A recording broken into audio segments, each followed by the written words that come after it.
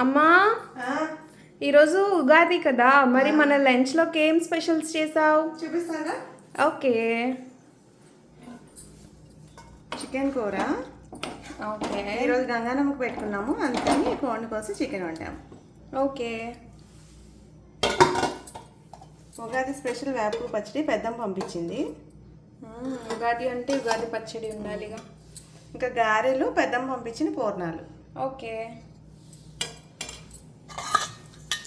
ఉగాదికని పాయసం చేసాము. ఓకే. ముద్దపప్పు గట్టిపడిపోయింది. ఓకే. కొత్త ఆవకాయ పచ్చడి ముద్దపప్పులోకి. ఇది కూడా మా అమ్మమ్మ ఇచ్చారు. ఉల్లి ముక్కలు పచ్చడి అసలు ఎంత బాగుందో, పుల్ల పుల్లగా. ఇది నేను కూడా టేస్ట్ చేసాను, చాలా బాగుంది. వేడివేడి అన్నం, వేడివేడి అన్నం,